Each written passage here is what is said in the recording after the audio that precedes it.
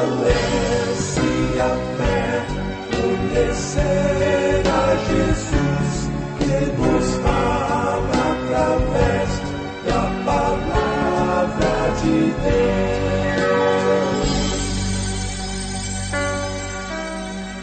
Apresentamos Através da Bíblia, o programa que leva você ao estudo sistemático e detalhado do Livro dos Livros, a Palavra de Deus. Este projeto, que tem como objetivo estudar toda a Bíblia Sagrada em 5 anos, foi idealizado pelo Dr. J. Vernon Magui. Os estudos são produzidos, contextualizados e apresentados pelo pastor e professor Itamir Neves. Convidamos você, ouvinte, a acompanhar esta jornada através da Bíblia. Olá, amigos, estamos iniciando mais um programa da série Através da Bíblia. Você que tem nos acompanhado sabe que esse programa tem por propósito, tem por objetivo estudar toda a palavra de Deus. Fazemos isso porque entendemos a necessidade cada vez mais urgente de voltarmos à simplicidade e à profundidade dos ensinos bíblicos.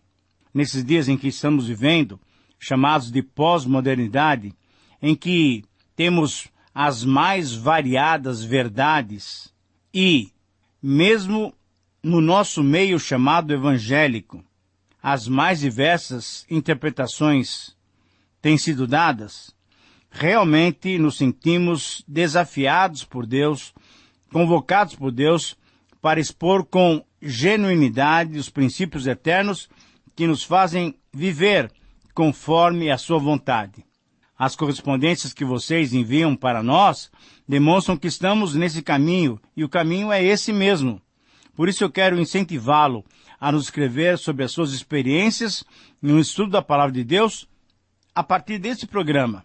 Temos tentado andar conforme a vontade do Senhor. Temos procurado interpretar a palavra de Deus da melhor maneira possível, porque temos entendido a responsabilidade de proclamarmos a verdade do Senhor para o povo dele. Foi sobre uma das dúvidas que muitas vezes existe no estudo da palavra de Deus que recebemos uma carta do CEBF. CEBF nos escreveu lá de São Paulo, capital do estado de São Paulo. As suas palavras foram as seguintes: sou ouvinte da Rádio Transmundial. Gosto muito de fazer sauna, mas fico pensando se é certo ou não diante de Deus. Digo isso porque as pessoas, os homens que também fazem sauna, ficam nus. Por favor, esclareça-me. Querido amigo, louvamos a Deus por sua vida e por sua fidelidade em estudar a palavra de Deus, e porque, muitas vezes, a palavra de Deus nos deixa como que em dúvidas, conforme você está se expressando. Embora a palavra de Deus não nos orienta sobre alguns assuntos específicos, ela não nos deixa desamparados, pois nos dá princípios que podemos aplicar em todas as situações da nossa vida. Por isso, a palavra de Deus é a nossa única regra de fé e ordem.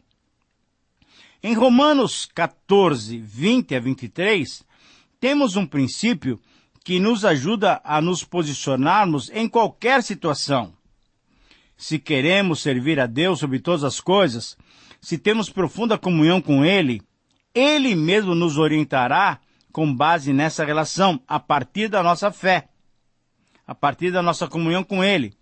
Se você tem dúvidas sobre alguma atitude, praticar aquilo com dúvidas, sem fé, pode ser pecado.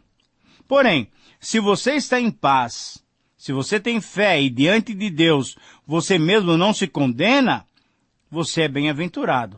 Querido irmão CEBF, essa é a maneira pela qual eu entendo que um cristão maduro pode se posicionar sobre qualquer assunto e sobre qualquer prática. A minha oração é que o Senhor te abençoe e te oriente no seu propósito de andar somente conforme a sua vontade. Eu agradeço também a sua disposição em orar por nós. E como o nosso projeto envolve tantos programas via rádio, como também a publicação dos comentários, temos convidado a todos vocês, temos convocado, na verdade, a todos vocês para se unirem em oração em favor desse projeto. E é exatamente para orarmos que eu quero convidá-lo agora. Vamos orar. Pai querido, obrigado pela tua direção e pela misericórdia que tu nos dás. Pedimos, Senhor, a iluminação do teu Santo Espírito para o programa de hoje, que ele sirva para a edificação de cada um dos nossos ouvintes. Pai, pedimos também a tua bênção para que esse projeto seja realizado conforme a tua vontade. Senhor, também suplicamos as tuas bênçãos para cada um dos nossos ouvintes, que através do estudo da tua palavra, cada um de nós possamos viver de modo digno do teu evangelho. Que o teu Espírito possa nos orientar em cada detalhe do nosso viver. Senhor, só pedimos isso porque sabemos que tu és um Deus misericordioso e gracioso. E é em nome de Jesus que nós oramos. Amém. Fortalece a fé, conhecer nosso Deus.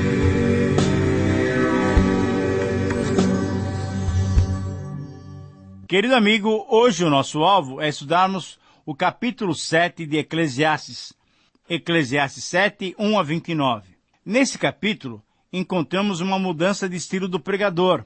Segundo um bom número de estudiosos, entramos na segunda metade do livro. Aparentemente, depois de pesquisar nas mais diversas atividades e não encontrar resposta satisfatória para a sua busca pelo sentido, pelo significado da vida e pela satisfação de viver, o pregador alivia sua intensa procura e apresenta-nos uma série de verdades, de reflexões que se assemelham à literatura proverbial.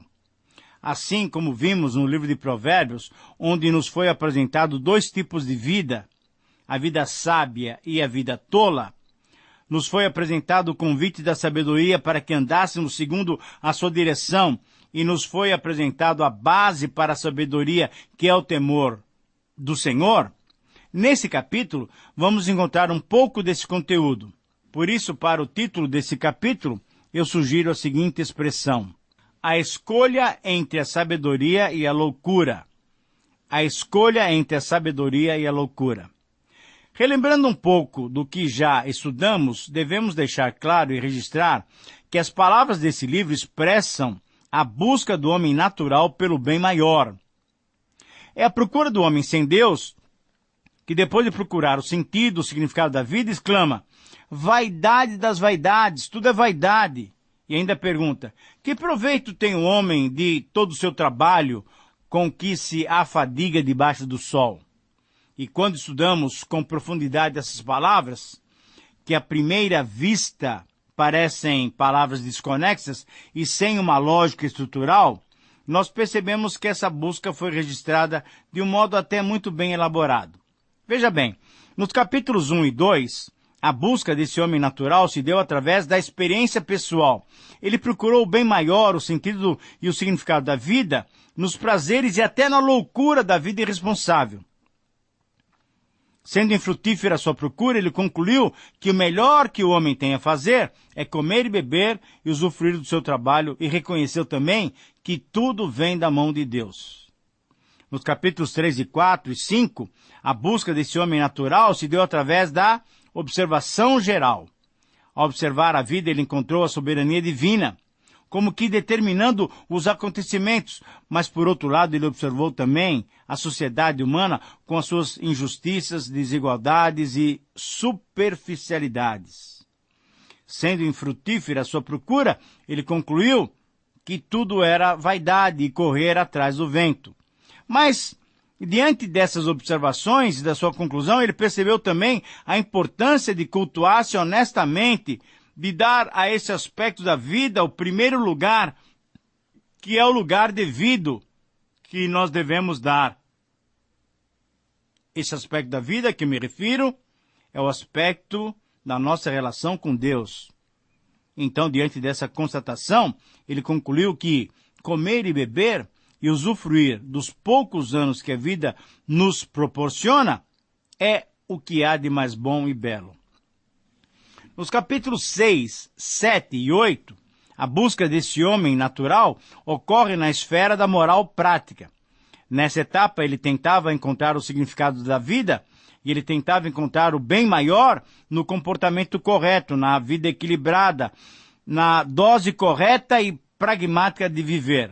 No capítulo 6, ele destacou que mesmo obtendo riquezas, bens e honra, fama, não poderia usufruir delas sem a permissão de Deus. Nesse capítulo 7, que nós vamos estudar hoje, esse homem supõe que a resposta possa ser encontrada num comportamento pragmático. No capítulo 8, que vamos estudar ainda posteriormente, vamos constatar que ele percebe as suas muitas desigualdades da vida, que também lhe mostram não ter tido sucesso à sua procura. Sua conclusão, além de mais uma vez apontar para a necessidade de Deus na vida humana, é que nada há de melhor debaixo do sol do que comer, beber e alegrar-se nos dias de vida que Deus proporciona a cada um de nós aqui debaixo do sol. Nos capítulos 9, 10 e 11, aí nós vamos estudá-los posteriormente e vamos perceber que, no final, ele conclui que o grande segredo para se entender o significado da vida está em Deus. Muito bem, essa busca infrutífera ocorre porque a vida apresenta diferentes marcas, injustiças grandes, diferenças marcantes, perplexidades, uma vida infrutífera, uma busca infrutífera, porque essa busca e essa vida colocam Deus de fora. Mas além disso, querido amigo, essa busca infrutífera ocorre porque o fim de todos é o mesmo e é inevitável. Assim é a compreensão do homem sem Deus. Como verificaremos nos capítulos finais, então, esse homem, no final, só no final, ele percebe que o bem maior pode ser alcançado quando se usufrui sábia, grata e moderadamente daquilo que a vida nos proporciona, quando aliamos a isso a uma fé bem firmada em Deus e na vida que Ele tem preparado para nós no futuro. Mas enquanto Ele não descobrir essa verdade, que nós vamos encontrar nos capítulos 9, 10 e 11, ainda nesse capítulo 7 ele percebe que por termos o mesmo fim e termos que prestar contas, o mais sensato é escolher bem como viver essa vida. Por isso entendo que o desafio desse capítulo para nós pode ser expresso da seguinte maneira: todo homem é desafiado a fazer boas escolhas se quiser usufruir da vida. Eu repito, essa é a frase que sintetiza todo o capítulo 7. Todo homem é desafiado a fazer boas escolhas se quiser usufruir da vida. Encontramos então nesse capítulo 3 escolhas que devem ser feitas. Em primeiro lugar, é preciso escolher sempre o melhor. Versículos 1 a 14. Permita-me ler o texto para você. Versículo 1. O nome limpo vale mais do que o perfume mais caro, e o dia da morte é melhor do que o dia do nascimento. É melhor ir à casa onde há luto do que ir à casa onde há festa, pois onde há luto lembramos que um dia também vamos morrer, e os vivos nunca devem esquecer isso. A tristeza é melhor do que o riso, pois a tristeza faz o rosto ficar abatido, mas torna o coração compreensivo. Quem só pensa em se divertir é tolo. Quem é sábio pensa também na morte. É melhor ouvir a repreensão de um sábio do que escutar elogios de um tolo. E versículo 6. A risada dos tolos é como os estalos de espinhos de fogo. Não querem dizer nada. Muito bem. A partir daqui, nós temos outras grandes verdades, mas eu gostaria que você focasse principalmente nesses primeiros 6 versículos, porque aqui ele vai mostrar que a escolha deve ser sempre do melhor. Nesses versos é claro que o pregador aponta para os conceitos que nos fazem refletir muito. Nesses 6 primeiros versos ele utiliza a palavra melhor exatamente 6 vezes, demonstrando a necessidade da escolha. Você pode estranhar até o que ele aponta como melhor, mas se você refletir um pouquinho mais, você dará razão a ele. É melhor ter um bom testemunho do que se perfumar com perfumes caríssimos. Segundo, é melhor o dia da morte do que o dia do nascimento. Terceiro, é melhor ir à casa onde acontece um velório do que ir a um banquete. Quarto, é melhor sofrer uma afronta do que rir à toa. Quinto, é melhor a tristeza que te faz refletir do que aquela alegria da insensatez. E em sexto lugar, é melhor ouvir a repreensão de um sábio do que o louvor ou a bajulação de um tolo. Em outras palavras, o que ele está propondo para todos nós que queremos achar o sentido e o significado da vida é que devemos valorizar aquilo que nos faz pensar e refletir, mesmo que isso provoque dores, mesmo que isso provoque sofrimentos, ao invés de valorizar aquilo que nos traz a alegria que é passageira e fugaz. Parece radical? Agora, pense um pouco, reflita um pouco, e você verá que não é tão radical assim. Ele, na verdade, tem razão. Nos versos 7 a 14, ele apela para a nossa racionalidade. Ele aponta para 4 perigos. O perigo da opressão, que traz confusão mental até para o sábio.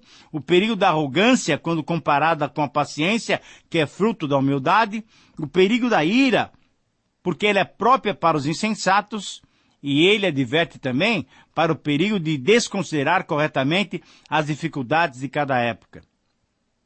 Para não incorrermos nesses perigos e piorar ainda mais a busca no sentido da vida, o pregador então apela para o bom senso, para a racionalidade. Ele apela para o uso correto do raciocínio.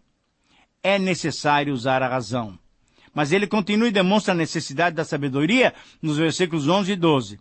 E coloca-a como um bem fundamental, pois em havendo uma herança, será necessária muita sabedoria para poder administrar bem essa herança e usufruir daquilo que ela pode proporcionar. E a última frase do versículo 12 mostra todo o valor da sabedoria.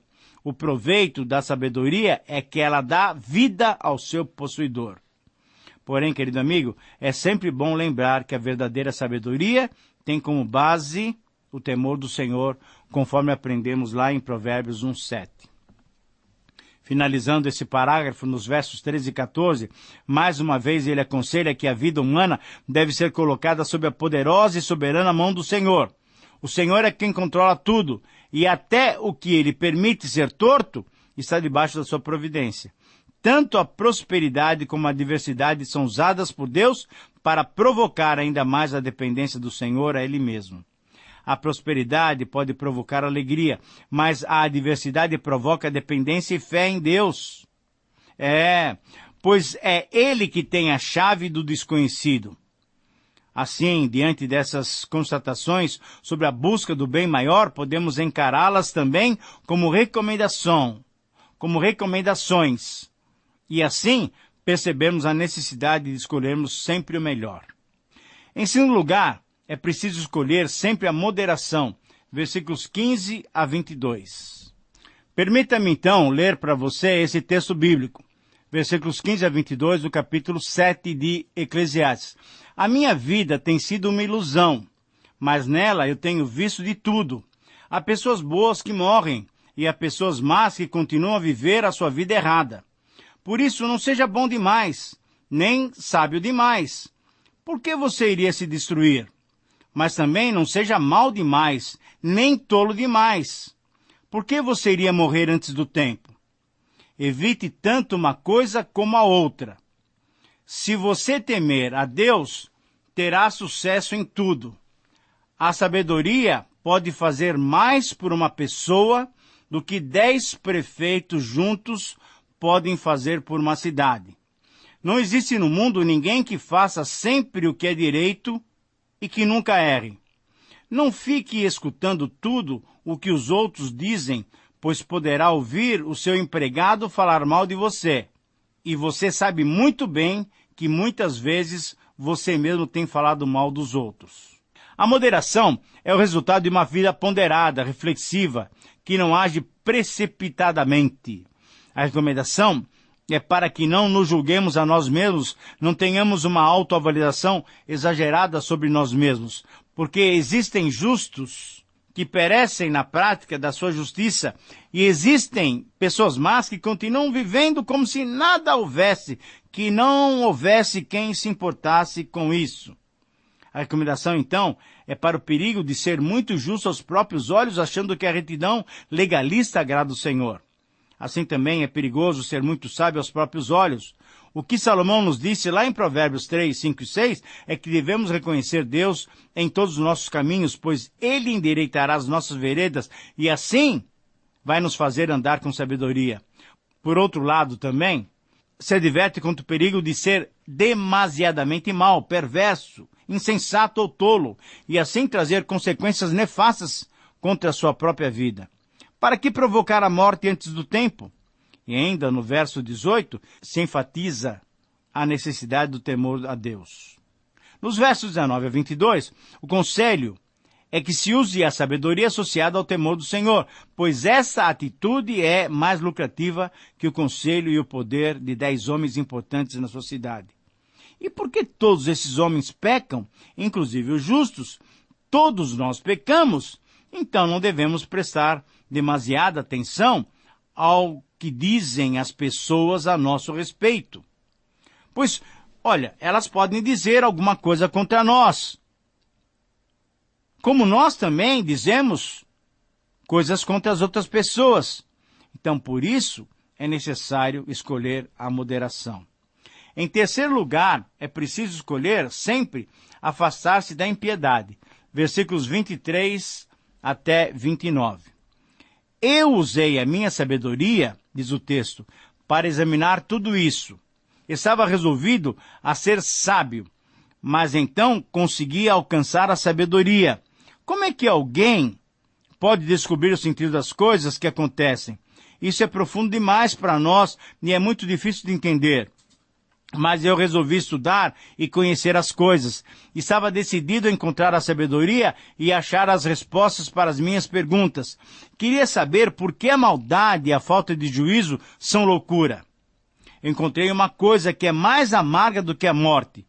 É um certo tipo de mulher. O amor que ela oferece é uma armadilha, uma rede para pegar você. Os seus braços são correntes para prendê-lo. O homem que agrada a Deus consegue fugir dela, mas o pecador não. Eu descobri isso pouco a pouco, quando procurava respostas para as minhas perguntas. Procurei outras respostas, mas não encontrei. Não encontrei nenhuma. Entre 1000 homens, encontrei um que eu poderia respeitar. Mas entre as mulheres, eu não achei nenhuma.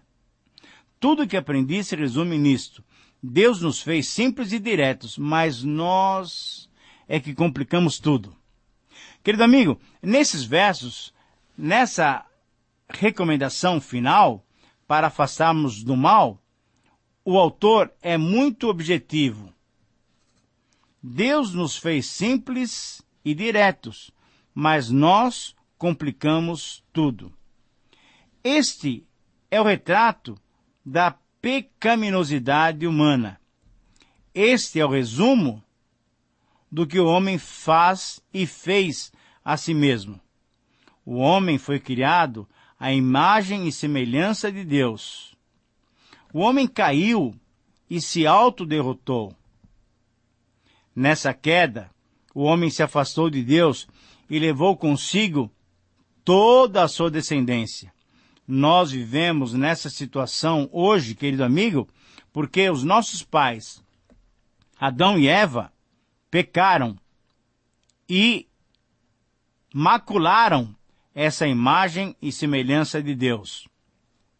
Lembre-se que nós já mencionamos que essa imagem e semelhança de Deus não foi perdida, mas saiu de foco, saiu de sintonia.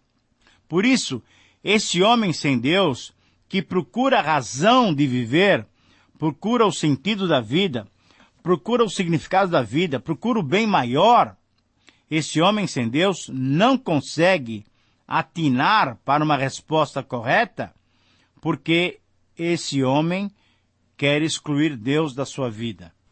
A única maneira dele encontrar uma resposta verdadeira que o satisfaça, a única maneira de nós encontrarmos essa resposta que nos satisfaz é quando colocarmos Deus em nossa vida. É quando olharmos a vida sobre o prisma de Deus.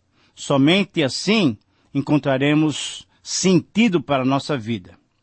Querido amigo, o meu desejo é que você coloque Deus na sua vida e a partir disso você consiga perceber o significado, o sentido da vida. Que Deus te abençoe, um grande abraço e até o próximo programa. Terminamos mais uma apresentação do programa Através da Bíblia. Esperamos que você nos escreva dando a sua opinião sobre o que ouviu. O nosso endereço é Caixa Postal 18.113, CEP 04626-970, São Paulo, São Paulo. Ou pelo e-mail através da Bíblia @transmundial.com.br. Este programa foi produzido nos estúdios da Transmundial. Meu pecado sei, expirou na cruz, e por graça sei.